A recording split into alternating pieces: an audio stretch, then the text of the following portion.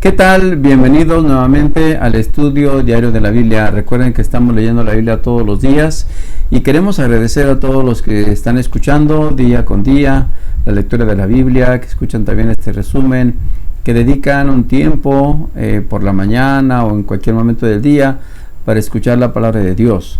Hoy vamos a leer 3 capítulos y vamos a hacer en este momento un breve comentario de los capítulos 16, 17 y 18 del libro segundo de Samuel. En el capítulo anterior hablamos de cómo fue que David tuvo que dejar la ciudad de Jerusalén porque su hijo Absalón venía a enfrentarse con él. Ya Absalón se había ganado la simpatía de algún grupo de personas, había hombres leales, guerreros leales que estaban con él, y de pronto cuando Absalón se llena con un buen número de ejército de soldados que le apoyan, pues decide enfrentar a su propio padre. Desde luego David, cuando sabe que Absalón va hacia la capital a enfrentarse con él como padre, él decide no enfrentarse con su hijo y entonces prefiere salir de la ciudad de Jerusalén. En el capítulo de hoy vamos a ver qué ocurrió después.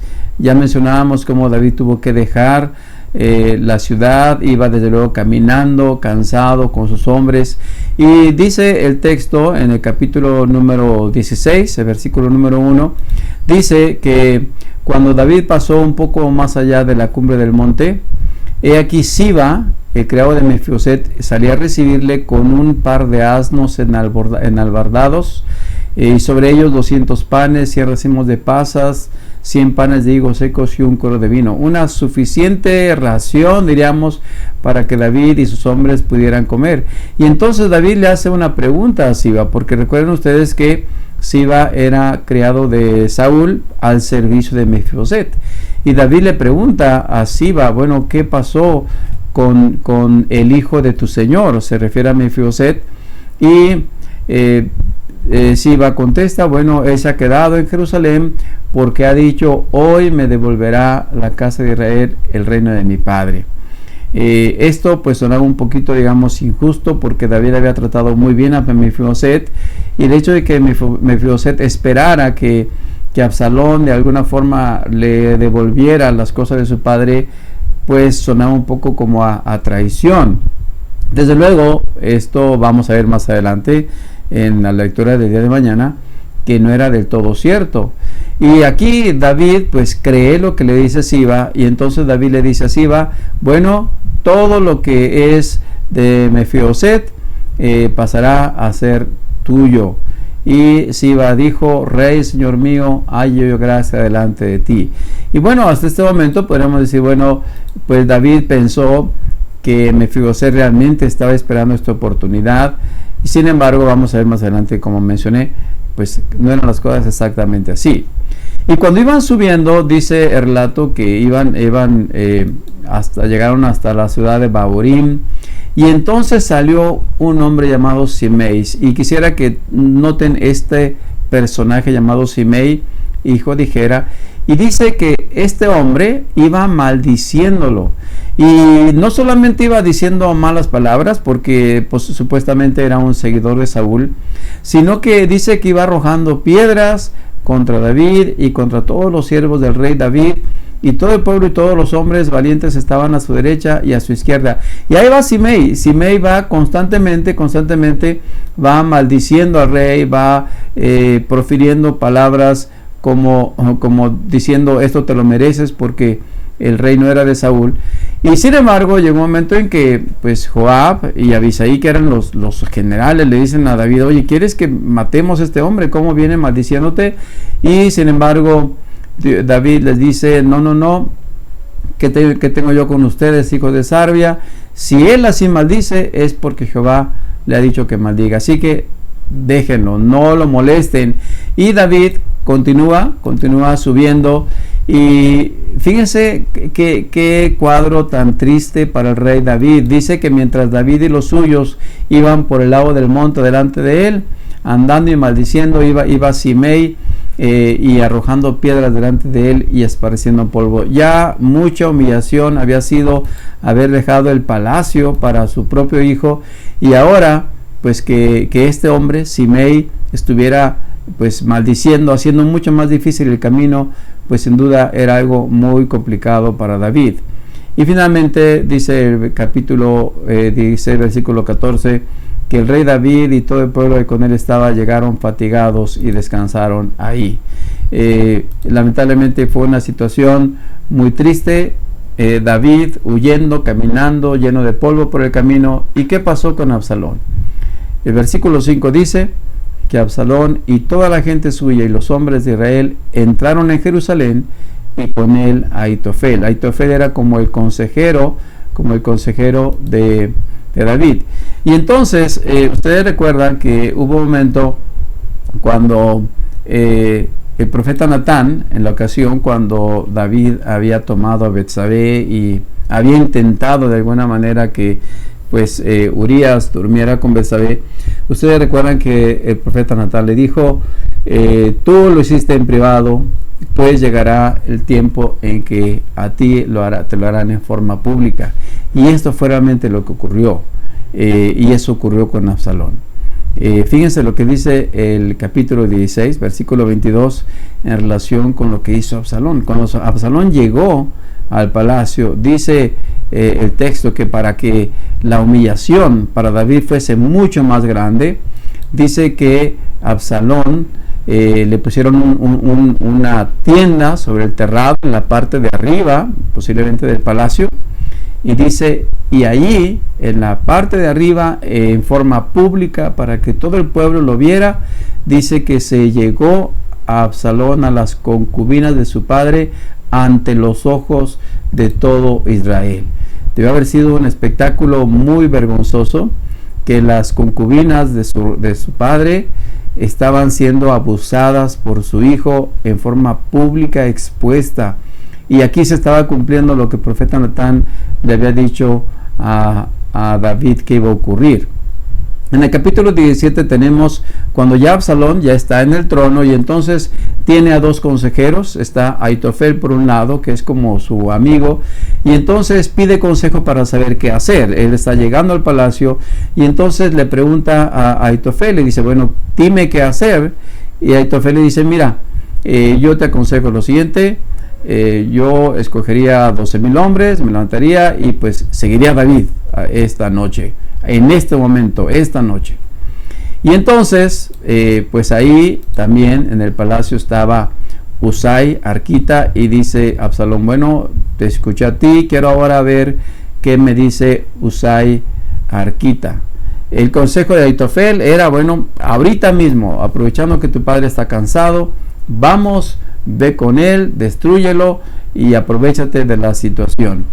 Y cuando le pide el consejo a Usai, y entonces el consejo de Usai le dice, bueno, lo mandan traer para escuchar su consejo.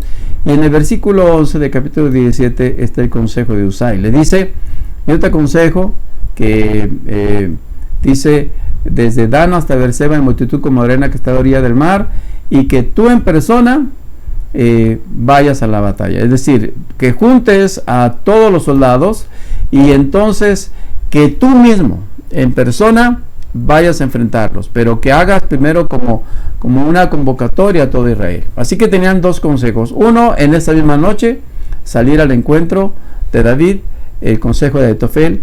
Usai diciéndole, mira, espérate, convoca a todo Israel y entonces tú personalmente dirige la batalla. Dice el texto que el consejo de Usai le pareció mejor que el consejo de Ahitofel, porque Jehová había ordenado, noten ustedes como Dios aquí estaba inclusive pues atrás del consejo de este hombre, había ordenado que el acertado consejo de Ahitofel se frustrara para que Jehová hiciese venir más sobre Absalón. Es decir, que no fueran contra David en ese momento. Era una forma de proteger a David, porque desde luego sus hombres estaban cansados, él mismo estaba cansado, y enfrentar en ese momento había sido pues muy, muy doloroso para David y sus hombres.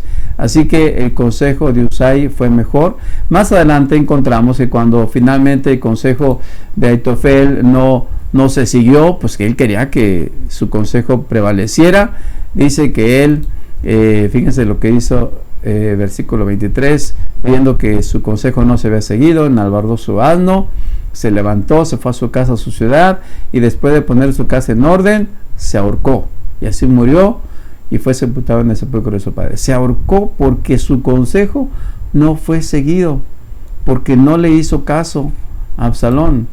Desde luego, pues un final muy triste. Llegamos al capítulo 18, y en el capítulo 3 tenemos el consejo que pues los hombres de David le dan cuando él quiere salir a enfrentarse, porque sabe que Absalón había juntado todo Israel para enfrentarlo, y le dicen, no, tú no vas a salir a la batalla, no saldrás, porque si nosotros huyéramos, pues no harán caso de nosotros, pero aunque la mitad de nosotros muera, dice, no harán caso de nosotros más. Tú ahora vales como 10,000 de nosotros. Será pues mejor que tú nos des ayuda desde la ciudad, que tú no vayas a la batalla.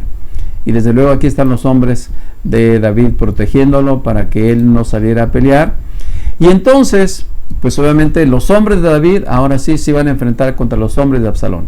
Recuerden que, de acuerdo al consejo de Usai, el mismo Absalón estaba enfrentando la batalla. De lado de David, David se había quedado. Y dice el texto, cuando ya Joab y Abisai iban ya listos para enfrentarse a la batalla, el rey David les da este consejo: traten benignamente por amor a mí al joven Absalón. O sea, trátenlo con cuidado. Y uno puede pensar, qué padre, pues, a pesar de todo lo que le había hecho su hijo, y todavía diciendo, trátemelo con cuidado, no me lo vayan a maltratar o a regañar, pero eso es un padre, ¿no? Sin embargo, ¿cómo terminó Absalón? Ustedes quizás han leído la historia, la vamos a escuchar en el texto de hoy. Dice que cuando el ejército de Absalón estaba siendo pues prácticamente vencido, derrotado, Absalón huyó sobre un mulo. El mulo entró por debajo de las ramas espesas de una gran encina, se le enredó la cabeza en la encina. Recuerden que tenía una cabellera muy larga, dice que se la cortaba una vez al año. Esa cabellera enorme, que había sido en cierta manera como el orgullo de Absalón, se le enredó y dejó al pobre Absalón colgando entre el cielo y la tierra, y estaba allí colgando, y el mulo pues pasó por delante, ¿no? Y dejó al pobre Absalón colgado ahí. Pues no tardó rápidamente en que algunos de los hombres fueron con Joab, le dijeron, oye, vimos a Absalón colgado, que está ahí colgado en una encina. Y entonces le dice Joab, ¿por qué no lo mataste? Lo hubieran matado. Y este joven le dice, pero oye, ¿que no escuchaste lo que el rey dijo? Que tratáramos bien a Absalón. Pero Joab no le hace caso y dice, bueno, no voy a malgastar mi tiempo contigo. Tomó 3 dardos en su mano, los clavó en el corazón de Absalón, porque todavía estaba vivo, colgando ahí en el encino. Y luego, después de que Joab hizo esto, dice que 10 jóvenes escuderos rodearon e hirieron a Absalón y acabaron de matarle. A pesar de todo el encargo del rey de cuidar a Absalón, finalmente así murió Absalón. Desde luego David estaba en la ciudad esperando las noticias de qué iba a pasar, y más adelante pues dice que Joab le dice a un etíope que está ahí con ellos, ve y dale una noticia al rey y dile lo que pasó.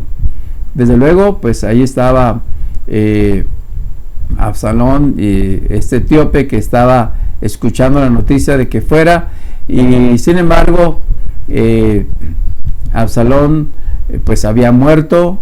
Y más adelante tenemos que Aitofel, otro de los hombres, dijo, no, yo voy a dar la noticia, voy a decir yo lo que ocurrió. Y dice el relato que el etíope llegó, y cuando le pregunta la noticia, bueno, primero es rebasado por Aitofel, que le gana la carrera, pero no le da una noticia cierta. Pero cuando llega el etíope, le dice simplemente, pues cuando le pregunta qué pasó con el joven Absalón, el etíope le dice, como aquel joven son los enemigos de mi señor el rey, y todos los que se levantan contra ti para mal.